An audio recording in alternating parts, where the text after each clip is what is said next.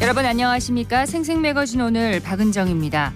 대구 시립교향악단과 시립합창단의 베토벤 교향곡 9번 합창 공연이 종교 편향 논란으로 무산된 것과 관련해 대구 음악협회와 대구 원로 음악가회 등 지역의 음악단체들이 어제 토론회를 열었습니다. 이 토론회에서 지역 음악인들은 종교 편향 논란을 일으킨 대구시 종교화합자문위원회를 폐지해야 한다고 목소리를 높였는데요. 불교든 기독교든 무대 위에 올려지면 하나의 예술적인 가치를 지니는 공연일 뿐 그 자체가 종교 행사를 위한 행위가 아니라는 겁니다. 대구음악협회는 토론회 참여단체들과 함께 종교화합자문위원회 폐지를 주요 내용으로 한 입장문을 내고 대구시와 대구문화예술진흥원에 전달할 예정인데요. 대구시와 시의회 모두 논란이 된 조례를 재검토하겠다는 입장인 만큼 제도 변화는 불가피해 보입니다. 필요에 의해 만들어진 제도가 운영의 묘를 살리지 못하고 족쇄가 돼버린 상황. 우리 주변에는 또 없는지 돌아보게 됩니다. 4월 27일 목요일 생생매거진 오늘입니다. 먼저 안동과 포항 울릉 연결해서 그곳의 소식과 날씨 듣겠습니다. 안동입니다. 오늘 아침 북부 지역은 5도 내외를 보이며 쌀쌀하게 시작했습니다. 그래도 낮부턴 따뜻한 남서풍이 들어오면서 아침 추위는 조금 회복됐는데요. 낮 기온은 안동 22도, 청송은 23도까지 올라 일교차가 최고 20도 이상 벌어지는 곳도 있겠습니다. 당분간 아침과 낮에 기온차가 크니 감기 걸리지 않도록 건강관리 잘해주시길 바랍니다.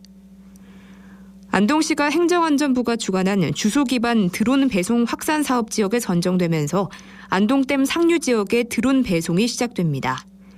접근성이 떨어지는 와룡과 도산, 예안 등지에 드론 배송지를 구축하고 각종 우편과 생필품이 배송될 예정인데요.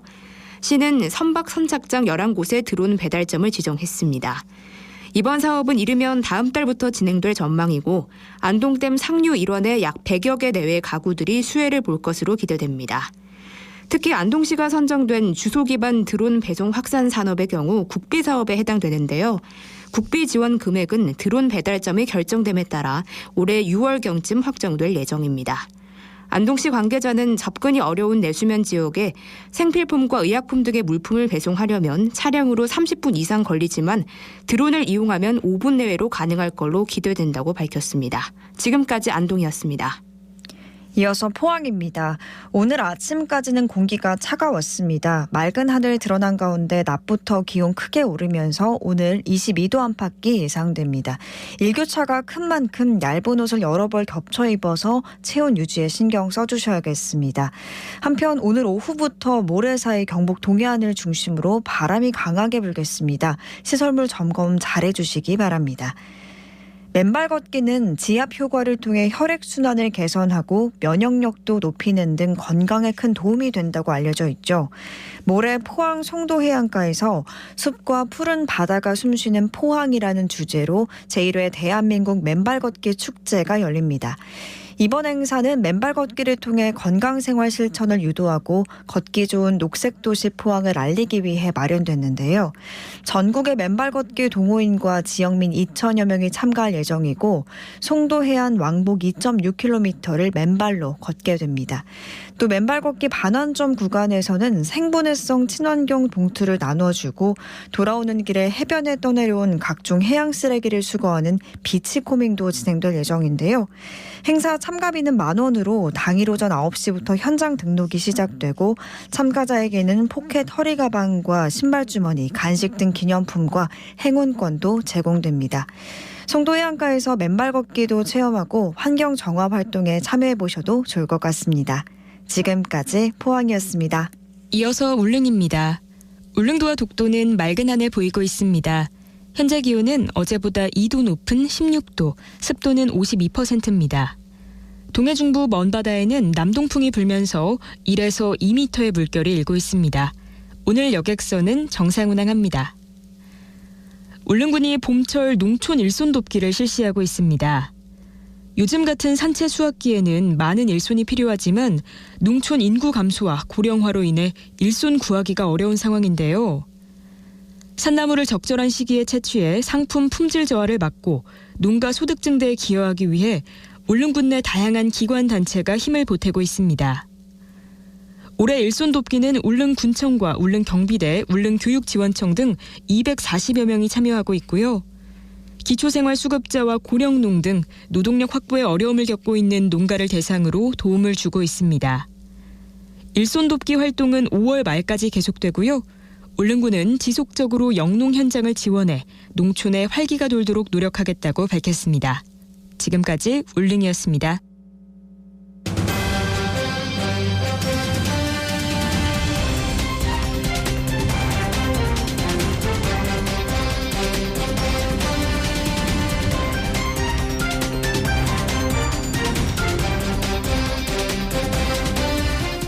(11시 11분) 지났습니다. 일주일 전에 대구 날씨 혹시 기억하시나요? 낮 기온이 30도까지 치솟으면서 때 아닌 여름 더위가 찾아왔었습니다. 우리나라뿐만 아니라 아시아 전체가 이른 이상 고온 현상에 몸살을 앓고 있는데요. 문제는 이런 그 이상 고온 현상의 강도가 갈수록 강해지고 있다는 겁니다. 계명대학교 지구환경학과 김혜동 교수 연결해서 관련한 얘기를 나눠보도록 하겠습니다. 교수님 안녕하십니까? 예, 안녕하세요. 예. 요즘 뭐 이런 질문 참 많이 받으실 것 같습니다. 날씨가 추웠다, 더웠다, 그야말로 널뛰기를 하고 있거든요. 그렇죠. 좀 전에 지난주에 그 낮 네. 기온이 30도 넘었다는 말씀하셨잖아요. 네. 근데 또 어제하고 그저께는 또 많이 추웠죠. 뚝 떨어졌어요. 예. 그래서 이게 이번 봄철만의 문제가 아니고요. 지난 3월 8일 날 기상청에서 언론 보도문을 하나 낸 게 있는데 네. 그 보도문의 제목이 지난 겨울에 우리나라 기온 변동성이 기상 관측 역사상 가장 컸다 하는 제목이었거든요.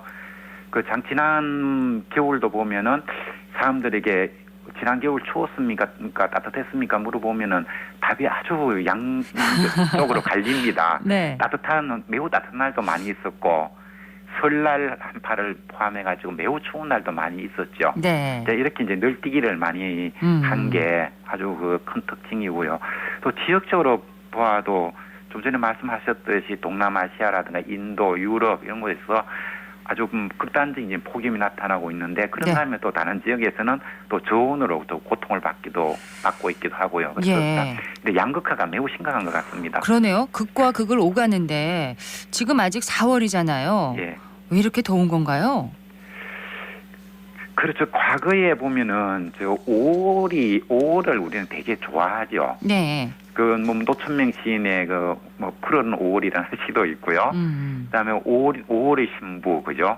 5월은 가정의 달. 그래서 동서양이 모두 가장 좋아하는 1년 중에 가장 좋아하는 달이 5월이거든요. 네. 그래서 우리나라도 이 체감 온도를 이렇게 조사를 해보면 불과 한 20년 전까지만 하더라도 우리나라에서 진정한 봄은 5월이었습니다. 그런데 이제는 4월부터 이제 폭염이 사람이 많이 죽어 나갈 정도로 엄청난 폭염이 유럽이라든가 인도, 동남아시아, 미국 대륙에서 전 세계를 아주 강타하고 있는 그런 상황입니다. 네. 그래서 괴물 폭염 이런 말도 하잖아요, 벌써부터. 예. 근데 이 폭염이 우리나라에 영향을 미칠 가능성은 있나요? 예, 지금 최근에 오면은 지금 유럽에서부터 인도, 동남아시아, 그다음에 중국 일부까지 이 폭염의 띠가 형성돼 있고 이것이 우리나라에도 큰 영향을 미칠 것이다. 그래서 우리나라도 원래 역대급 폭염이 올 것이다. 이런 언론 보도가 나온 것도 보았거든요. 네. 근데 저는 좀 생각이 좀 다르게 생각하는 게 올여름을 엘니뇨 여름이 될 것이라는 게 이제 좀 이게 학자들이 거의 공통적인 지적이거든요. 네. 그러면 이 엘니뇨가 되면은 장마가 좀 늦게 시작이 됩니다. 그리고 이제 늦게 이제 여름철에 비는 또 굉장히 많이 와요. 그래서 우리나라에서 덥다고 생각하면은 낮의 기온이 더운 것도 중요하지만 밤의 온도가 굉장히 이제 중요한데 네. 이 밤에 열대야가 나타나고 그렇게 하려면 장마가 끝나고 그 다음부터 이제 시작이 되거든요.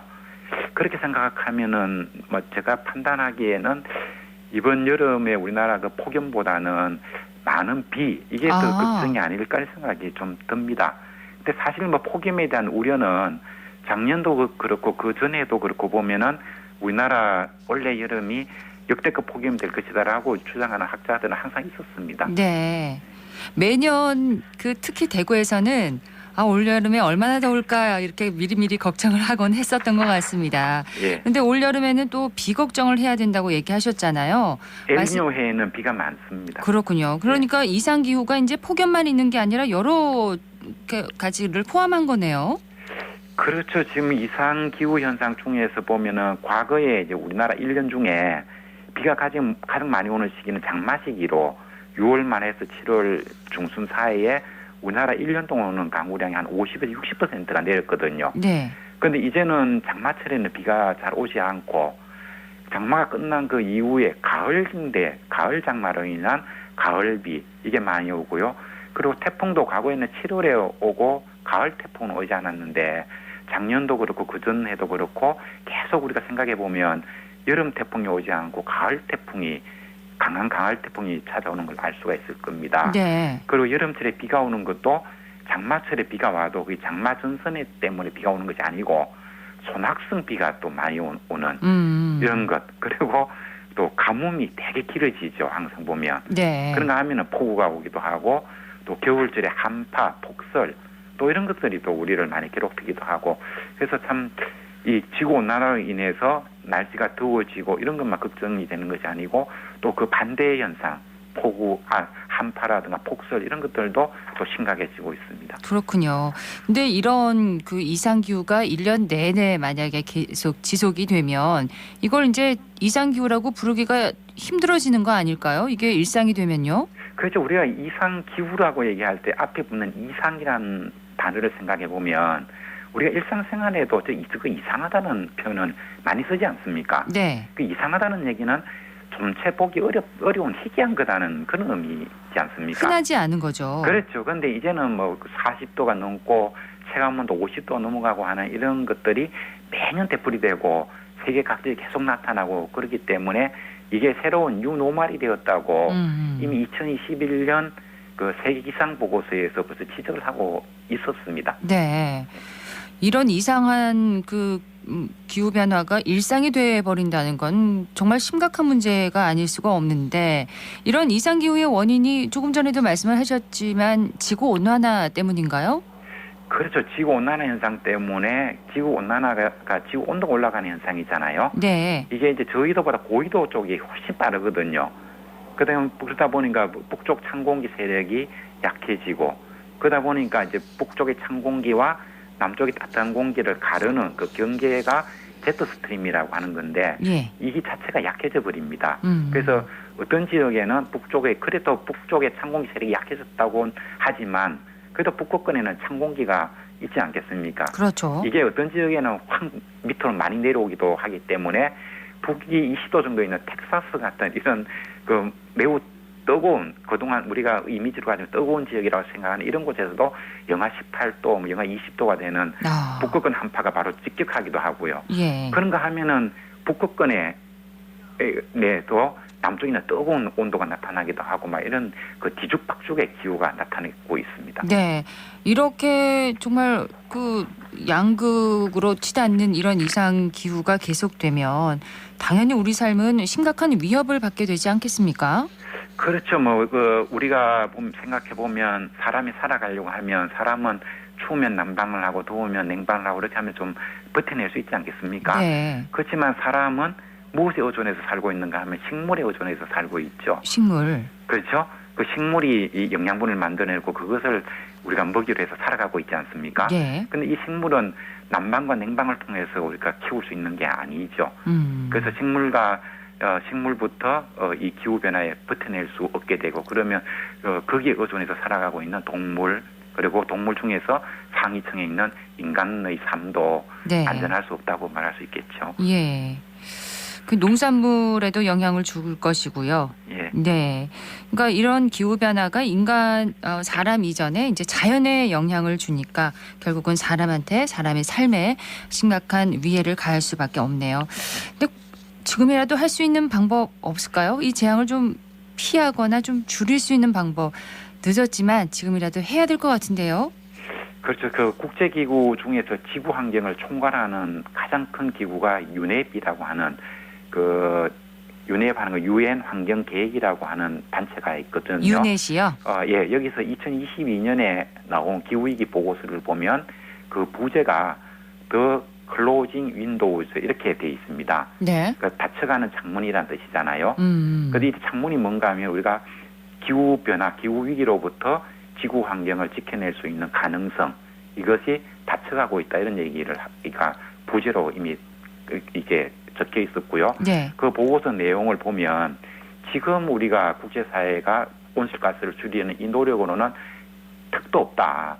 그래서 지금보다 적어도 3배에서 6배 정도의 노력을 빠른 시간 안에 해야 그래도 지구 환경을 지킬 수 있다는 것이 아니고 기후 위기로부터 지구 환경 구할 수 있는 틈새가 혹시 보일 수 있는지 우리가 들여다볼 수 있을 정도이다라고 얘기를 하고 있을 정도입니다. 네. 창문이 닫혀지고 있다고 하니까 좀 실감이 나네요. 예, 더 이상 열려 있지 않다는 거죠.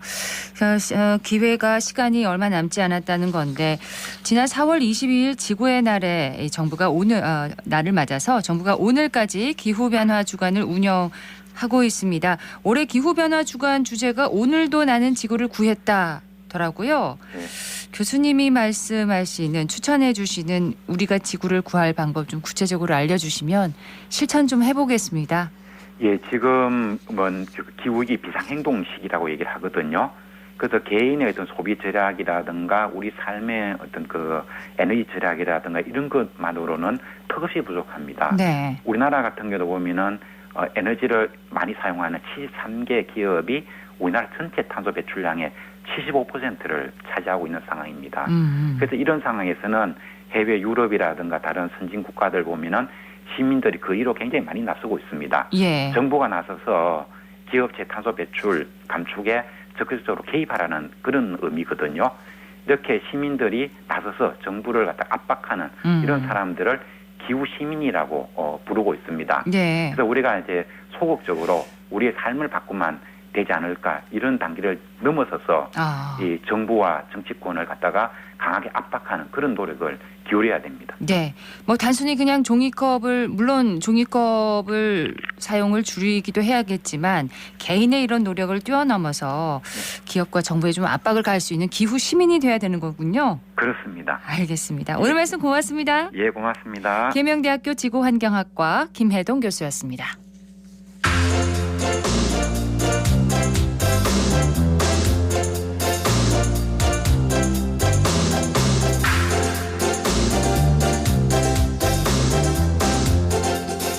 (11시 23분) 지났습니다. 공연장에 직접 가서 음악을 들으면 그 감동의 깊이가 더 다르죠. 여러 이유로 직접 공연을 관람하기 힘든 분들을 위해서 대구 시립예술단이 찾아가는 공연을 하고 있습니다. 소율이 리포터가 현장에 다녀왔다고요? 네, 대구 문화예술회관의 플러스 스테이지 찾아가는 공연은 대구 시립예술단의 대표 기획 공연인데요. 4월부터 6월까지 초등학교, 노인 요양센터 등 정말 다양한 공간에서 시민들과 호흡하는 공연을 만들고 있습니다. 저는 어제 열린 송일초등학교 공연 현장에 다녀왔는데요. 뜨거운 현장 소리와 함께 공연에 참여한 성악가의 이야기 들어봤습니다. 줄이 있는 악기를 뭐라고 부를까요? 현악기 맞습니다. 이 비올라는 바이올린보다 크기는 좀 크지만 좀 더 무게감이 있고 온기가 느껴집니다. 우리 비올라의 소리도 한번 청해보도록 하죠.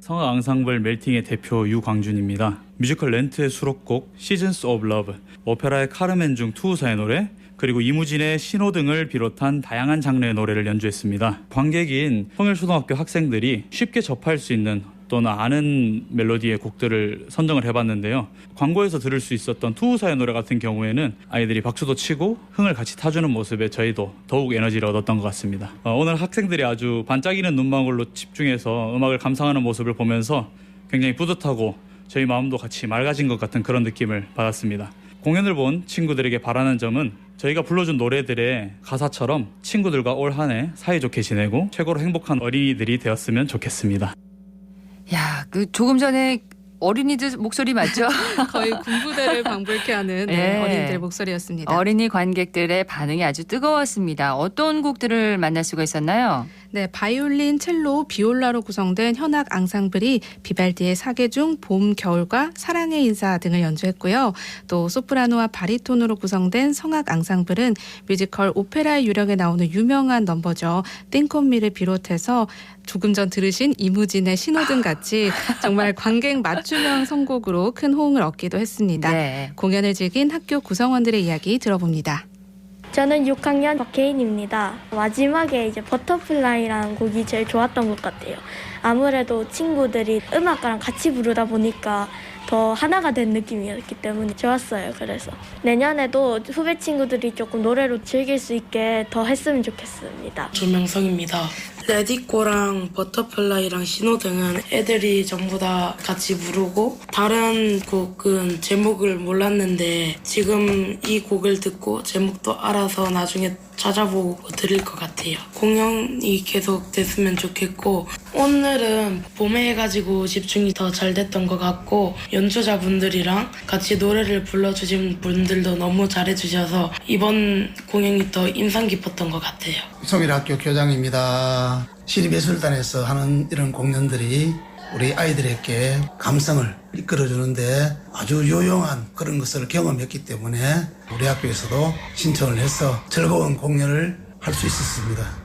어떤 음악회보다 이제 아이들에게 좋은 경험을 준 것 같고 출연진 분들이 아이들과 호흡을 같이 하기 위해서 여러 가지 노력을 또 기울이고 이런 걸 과정을 통해서 우리 아이들이 아주 열렬한 반응을 통해서 아주 유익한 시간이 된 것 같습니다. 찾아가는 공연 참 좋은 점이 많을 것 같아요. 네, 직접 보니까 저 더 좋았는데요. 관객들에게 익숙한 공간에서 공연을 하니까 좀 더 편안한 마음으로 일단 감상을 할 수가 있고 또 악기나 곡에 대한 간단한 설명도 곁들여서 흥미를 유발하는 것도 참 좋았습니다. 예를 들어 바이올린에서 비올라, 첼로 순으로 점점 갈수록 음역대가 낮아지잖아요. 네. 이럴 때 악기마다 각각의 소리를 들려주면서 관객들이 직접 그 차이를 느껴볼 수 있도록 해주는 거였습니다. 네, 공연 담당자의 이야기도 들어봤습니다. 안녕하세요. 저는 대구시립예술단에 찾아가는 공연 기획자 최수진입니다. 저희 공연은 공연장을 직접 찾아오시기 힘든 시민들을 위해 기획된 공연으로 대구 곳곳의 학생, 환우, 장애인, 노인 등 다양한 문화소외계층에게 예술가가 직접 찾아가서 공연을 하고 있습니다. 또한 청년 예술인들에게는 무대에 설 기회를 제공함으로써 대구 경북 지역의 젊은 예술가들이 조금 더 활발히 활동할 수 있도록 기여하고 있습니다. 공연의 관객이 누구냐에 따라서 조금씩 선곡이 달라지는데요. 예를 들면 오늘처럼 학교를 방문하게 된다면 교과서에서 나오는 클래식 곡이라든지 영화나 애니메이션, 드라마 삽입곡처럼 정말 유명하고 친숙한 곡들로 준비하고요. 어르신들이 많은 요양병원이나 보호센터 같은 곳에서는 국악기 편성의 우리 민요라든지 국악가요들을 들려드리면서 공연 관람 대상자들이 쉽게 즐길 수 있는 프로그램으로 구성합니다. 아무래도 이렇게 가까이 생생하게 공연을 볼 수 있는 기회가 흔치 않고 또 문화생활을 자주 할 수 없는 분들을 위주로 찾아가다 보니까 반응은 아주 뜨겁고 좋은데요. 지난번 공연에서는 한 학생이 연주자들 한 명 한 명에게 쪽지를 건네면서 고마움을 직접 표시하기도 했습니다. 찾아가는 공연이 필요한 곳에 있는 시민들에게 위로와 더불어 좋은 에너지를 드리고 싶습니다. 네. 근데 4월부터 6월까지잖아요. 초등학교와 또 노인 요양센터 이런 공간에서 시민들과 함께 호흡하는 그런 공연인데 좀 아쉽네요. 6월 달에 끝이 나면. 네, 일단 상반기에는 6월 달에 끝이 나지만 또 조금 기다려보면 좋은 소식이 있지 않을까 싶습니다. 네. 해마다 해오는 공연인 만큼 하반기에도 진행될 것 같습니다. 네. 근데 가는 곳마다 좀 선곡을 신경을 쓰셔야 되겠어요. 조금 전에 이무진의 그 신호등처럼 초등학생들이 같이 부를 수 있는. 확실히 관객 맞춤형으로 선곡을 하니까 반응이 그만큼 뜨겁더라고요. 네. 예술가들도 또 현장의 어떤 호흡을 더 느낄 수 있는 좋은 기회가 아닐까 싶습니다. 네, 오늘 대구시립예술단에 찾아가는 공연에 대해서 살펴봤고요. 앞으로 더 많은 시민들에게 문화예술가 만나는 통로의 역할을 하기를 바라보겠습니다. 네, 서유리 리포터 잘 들었습니다. 네, 고맙습니다.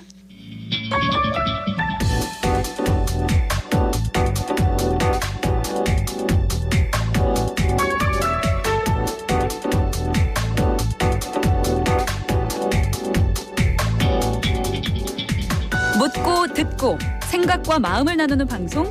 지금 여러분께서는 대구 경북을 보고 듣는 생생 매거진 오늘을 함께하고 계십니다.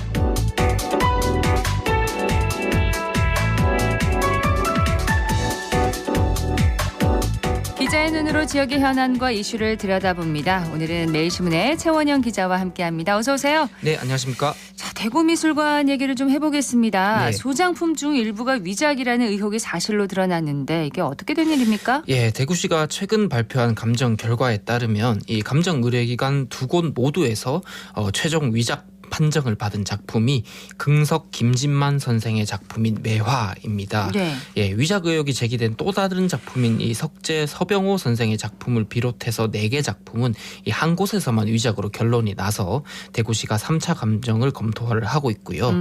김진만 선생의 매화는 이 대구미술관이 2017년 개인으로부터 1,000만 원에 구입한 걸로 파악됩니다. 네. 김진만 선생의 작품 매화 그리고 네. 석재 서병호 선생의 작품을 네. 비롯해서 4개 작품은 네. 아직 이제 그 한 곳에서만 위작으로 결론이 네. 났군요. 네. 두 화가에 대한 설명을 좀 간단하게 해주신다면요. 예, 대구가 배출한 천재 서화가로 불리는 석재 서병호 선생님은 이 시, 서, 화에 뛰어난 이제 근대 한국 서화계의 거목입니다. 석재의 수제자인 긍석 김진만 선생은 이 문인 화가이자 독립운동가로도 널리 이름을 알린 분입니다.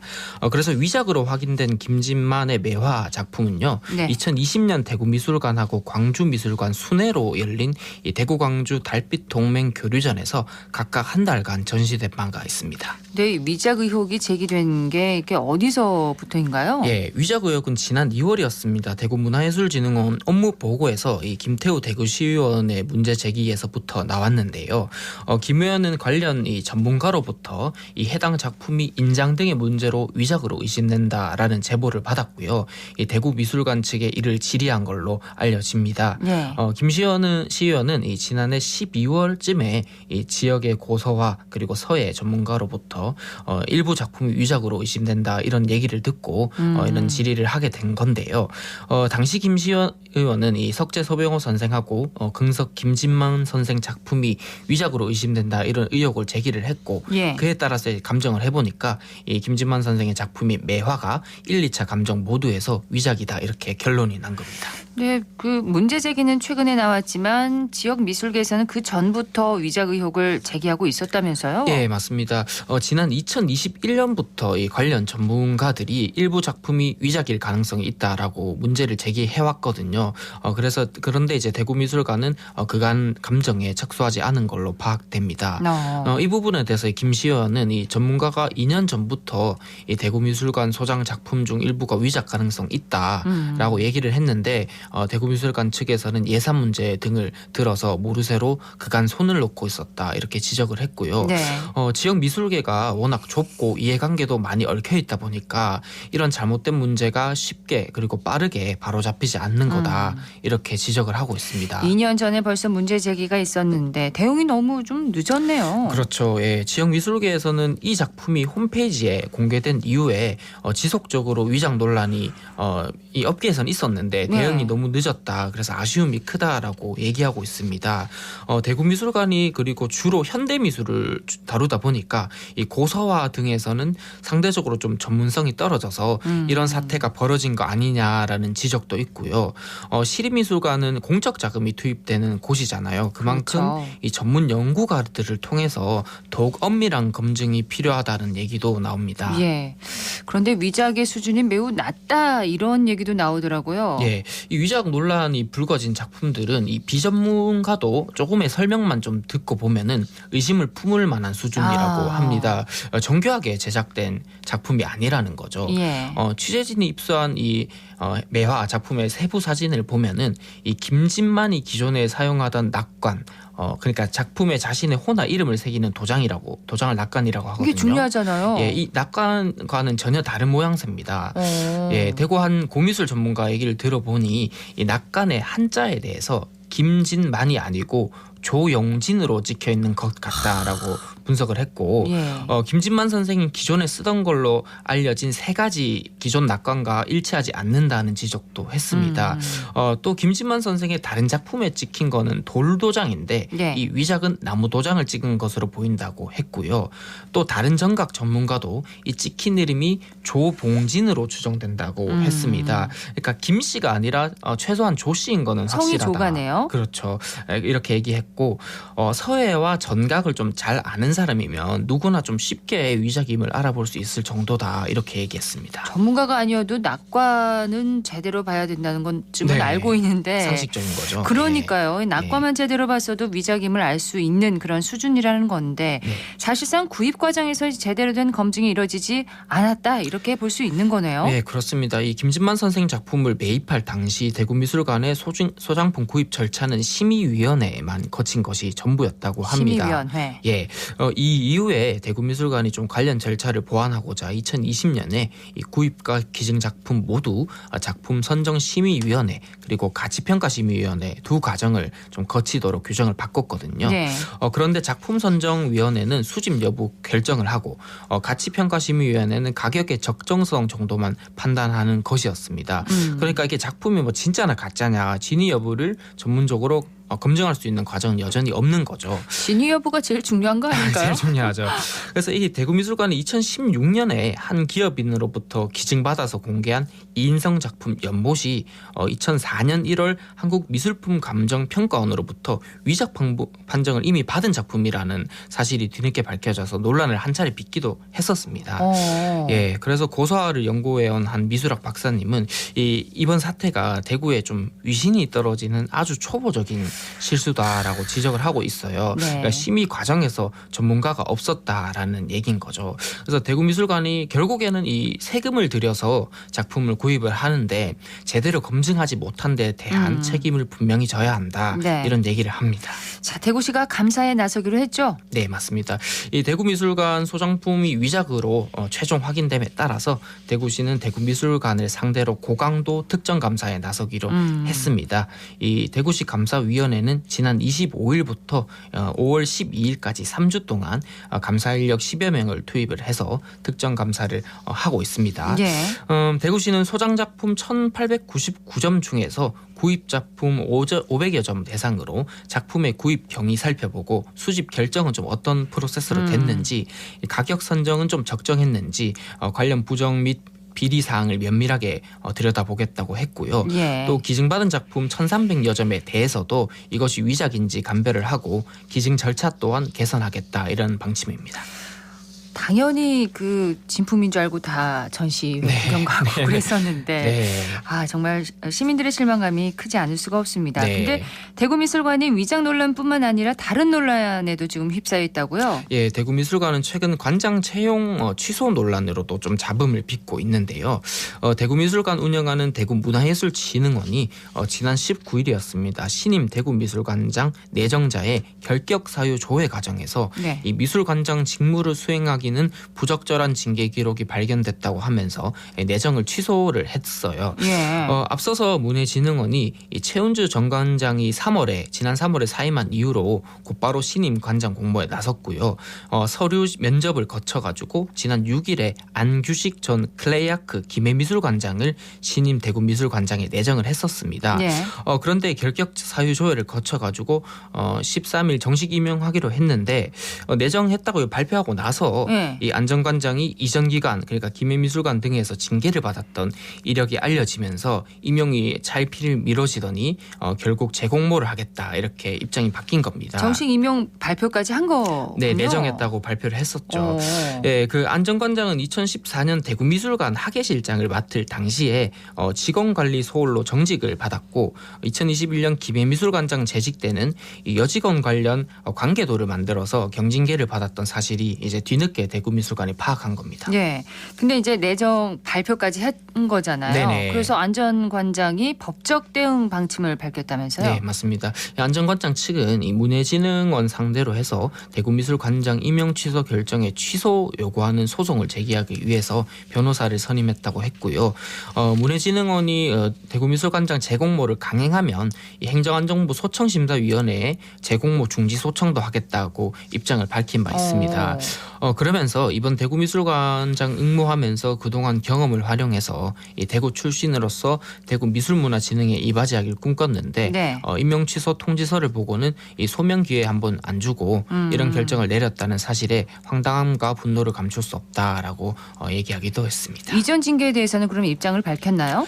예, 과거 징계에 대해서 안전관장은 일단 대구미술관 학예실장 때 일은 본인이 감독해야 할 직원의 강사료가 좀 과다 지급된 건에 대해서 지도감독이 소홀해서 받은 징계라고 밝혔고요. 네. 이 지도감독 소홀이라는 것이 중대하긴 하지만 부하 직원의 의도적인 횡령을 이제 발견하기는 쉽지 않았다라고 해명했습니다. 그리고 김해미술관장 시절 징계에 대해서는 관장으로 임명된 직후에 파악한 바로는 이 직원들 간의 심각한 갈등 상황이 방치된 채 네. 이제 미술관 행정이 좀 제대로 작동하지 않았던 문제가 있어서 그 갈등을 풀기 위해서 직원들의 관계를 묻고 이를 메모한 게 문제가 됐다면서 두 건의 사건은 개인적인 비위나 갑질과는 상관이 없음을 밝힌다고 했습니다. 이렇게 되면은 대구시 재공모는 어떻게 되는 겁니까? 예정대로 하는 건가요? 네, 대구시는 일단 강경하게 재공모하겠다는 입장입니다. 대구시 측은 안전관장에 대해서 이 공무원 신분이 아니기 때문에 네. 인사혁신처 소청심사 대상자에 해당하지 않는다라는 입장을 밝혔고요. 문해진흥원 역시 내정은 얼마든지 취소할 가능성이 있다라는 뜻이다 하면서 향후 조직관리의 중요성을 생각해서 재공모를 하기로 했다라고 얘기했습니다. 네. 자, 대구시 감사에서도 이제 위작 논란과 함께 채용 취소 논란도 함께 들여다본다고 하는데 네. 위작 구입도 이제 관장 임용 취소도 절차와 방식의 문제에서 비롯된 것 같은데 네. 이번 논란을 계기로 좀 시스템을 개선해야 되겠죠? 맞습니다. 그러니까 조금 더 신중하고 준비성 있게 사전 검증을 하면 이런 문제가 아예 벌어지지 않을 수가 있겠죠. 예방을 할 수가 있는데 네. 이번 일을 계기로 앞으로 좀 대구미술관의 개선된 모습을 기대하겠습니다. 매일신문의 최원영 기자였습니다. 고맙습니다. 네, 감사합니다.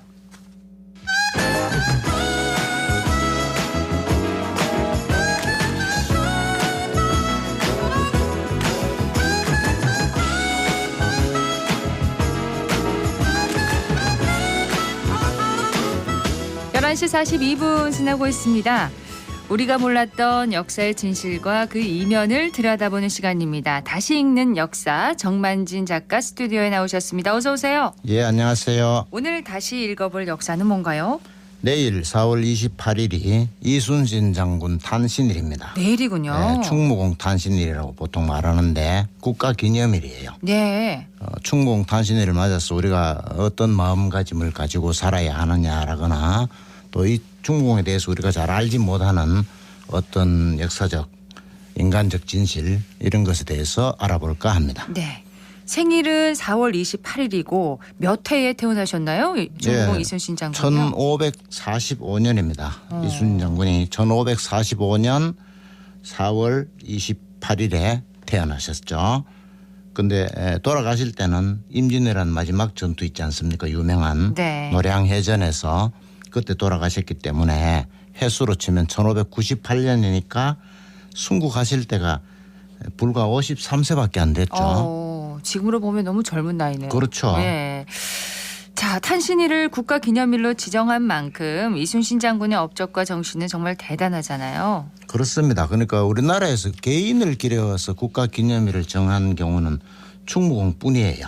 그렇군요. 그만큼 이제 국가적으로나 우리 국민들이 이순신 장군에 대한 존경과 사랑하는 마음이 대단하다는 걸 말해주겠죠. 네. 특히 학부모님들은 내일 자녀에게 오늘 이순신 장군 태어난 날이다 이렇게 한 말씀 하시면 교육적으로 매우 좋을 것입니다. 그렇습니다. 이순신 장군에 대해서 이제 이야기를 할 때 늦은 나이에 과거에 합격했다면서 이제 사람은 무엇인가를 이루기 위해서 끝없이 노력해야 한다 이렇게 얘기를 많이 하잖아요. 근데 이게 그렇죠. 사실과 다르다면서요?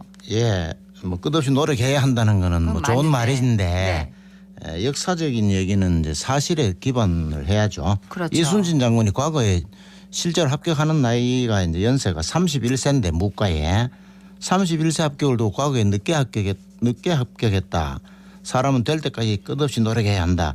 이래 말하는 게 사실과 맞지 않다는 얘기인데 왜 그러냐 하면 예. 조선시대 과거 합격자 평균 연령이 36세예요. 합격 평균 연령도 있었군요. 36세보다 5년 일찍 합격했으니까 빨리 어려서 합격했다고 말할 수는 없지만 너무 늦다도 아니죠. 네. 늦다면은 권율이 최고인데 48세에 합격하거든요. 와. 그 정도는 돼야 늦었다고 할 수 있죠. 네. 아무튼 역사적인 교훈은 기본적으로 사실에 기반을 두어야지 지나치게 과장하거나 왜곡해서는 안 되겠습니다.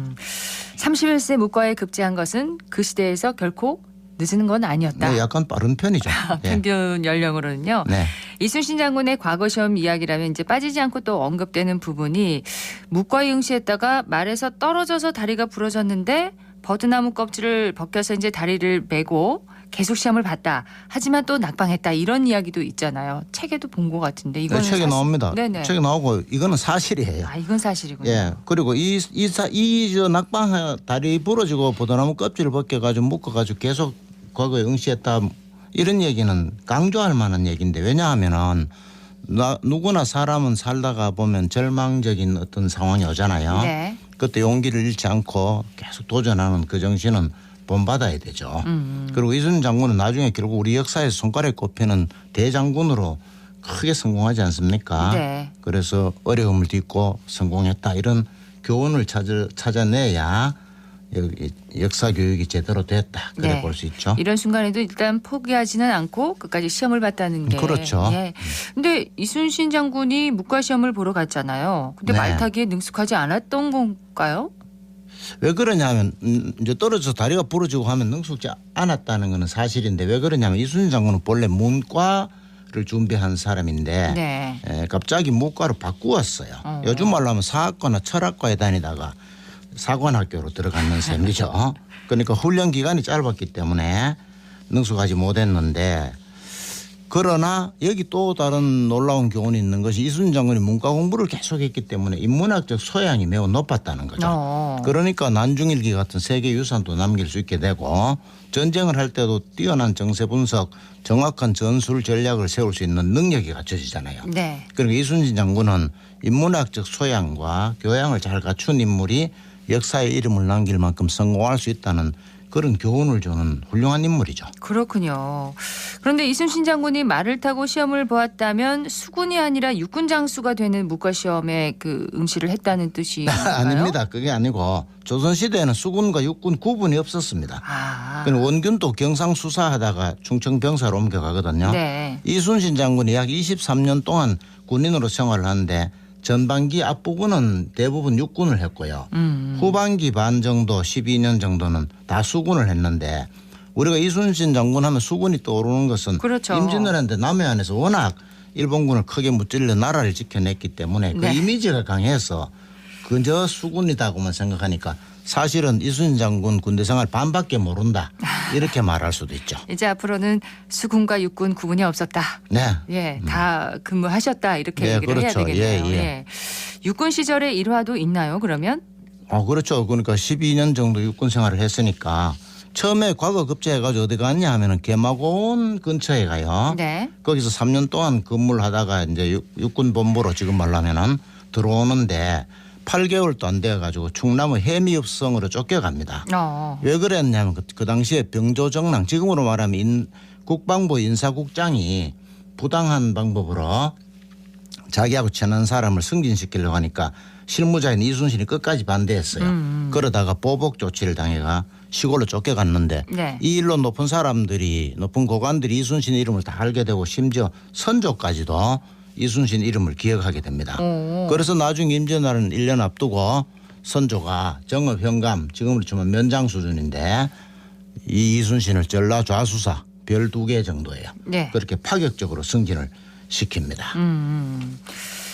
이때 이제 이름을 확실하게 이제 각인을 시킨 그렇죠. 거네요. 예. 이순신 장군의 또 다른 모습을 알 수 있는 다른 일화도 있으면 좀 소개를 해주세요. 네, 바다에 이제 그 뒤로 근무하게 되잖아요. 그래서 발포 만호로 근무하게 되는데 만호라고 하면 작은 성의 성주입니다. 네. 이 발포 성 안에 아주 굉장한 오동나무가 있어서 직속 상관인 전로 자수사가 그 오동나무 베어서 나한테 보내라. 내가 검은 거 만들어서 풍류를 즐기겠다 이렇게 됐어요. 이순신이 뭐라고 답변을 했겠습니까? 뭐라고 했을까요? 평범한 사람 같으면 뭐 그래 예 하겠죠. 근데 이순신이 이렇게 답변합니다. 이 나무를 키우는데 30년이 걸렸고 국가재산이기 때문에 누구도 개인적으로 뵐 수 없고 소유할 수 없습니다. 그러니까 전로 자수사가 이순신을 괘씸하게 보고 네. 결국 이 자수사가 2년 뒤에 지금 말하면 국방부 감사단장이 돼가지고 이순신을 파면시킵니다. 국방부 인사국장의 부당한 지시를 어긴 일 그리고 전라 좌수사가 오동나무를 베어서 바치라는 이 요구도 이제 강직하게 거부한 일.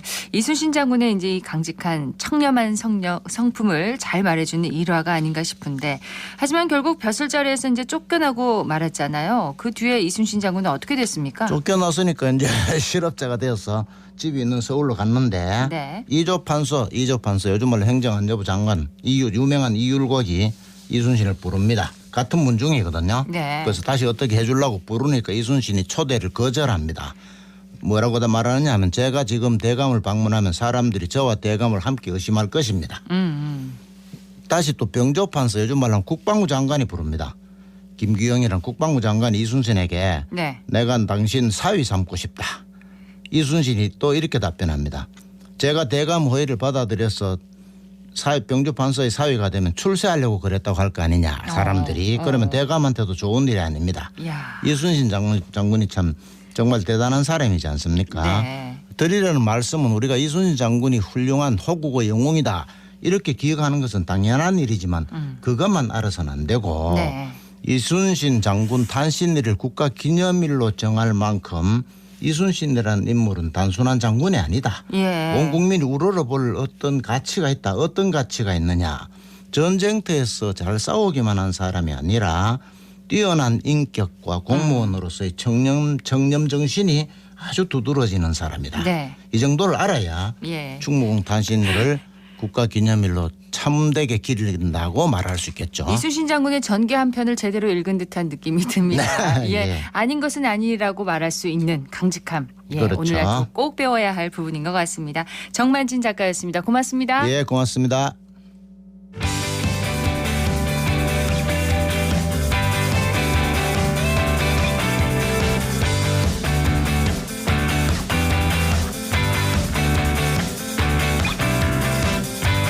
클릭 정보 클립.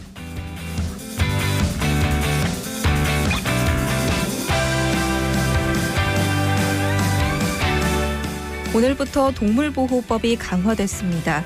반려동물을 혼자 다니게 해서는 안 되고 안거나 목줄, 가슴줄을 잡아야 하는데요. 반려동물을 돌봐야 할 의무도 법으로 규정됐습니다. 반려동물을 마당에 묶어서 기르는 경우에는 줄의 길이가 2m 이상이 되어야 하고요. 어두운 공간에 장기간 두면 안 됩니다. 이에 더해서 반려동물 판매업도 이제는 허가를 받아야 하는데요. 허가를 받지 않고 영업을 할 시 처벌을 받게 되고 폐쇄 조치도 할 수 있게 됐습니다. 반려동물의 안전을 위해 책임 있는 관리 꼭 필요하겠습니다.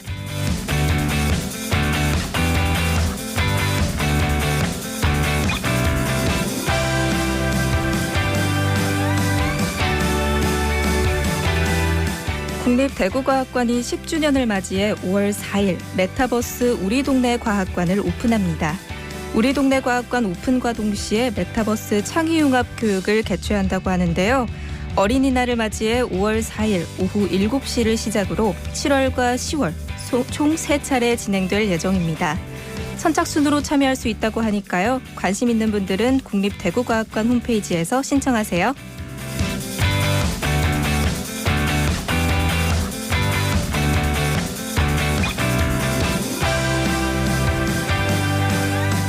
오늘 밤 동구, 북구, 수성구 일부 지역에서 흐린 물 출수가 예상됩니다. 운문댐 수위가 낮아져 정수장 수계를 일부 조정하면서 오늘 밤 10시부터 내일 새벽 6시까지 흐린 물이 나올 수 있다는데요. 흐린물 출수가 예상되는 지역의 시민들은 미리 수돗물을 받아두시면 좋겠습니다.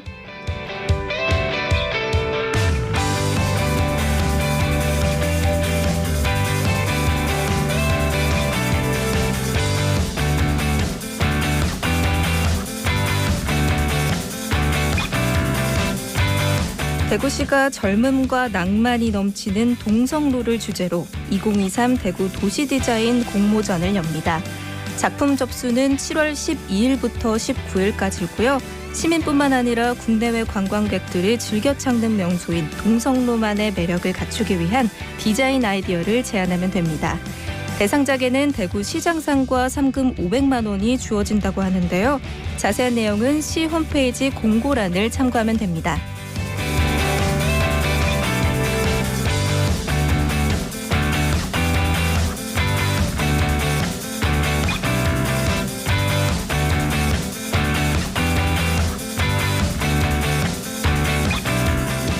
손과 발에 잘 생기는 사마귀, 봄과 여름에 많이 생긴다고 합니다. 전염성이 있어서 활동량이 많고 면역력이 낮은 사람에게 쉽게 생기는데요. 접촉을 통해서 전파될 수 있기 때문에 사마귀가 난 부위를 만지지 말아야 하고요. 손에 났다면 다른 사람과 접촉하기 전에 손소독제를 사용하는 것이 좋습니다. 발사마귀의 경우에는 다른 사람과 신발을 공유해서는 안 되고요. 신었던 양말도 별도로 세탁하고 삶아서 살균하는 것이 좋습니다. 지금까지 클릭 정보 클립 서한나였습니다.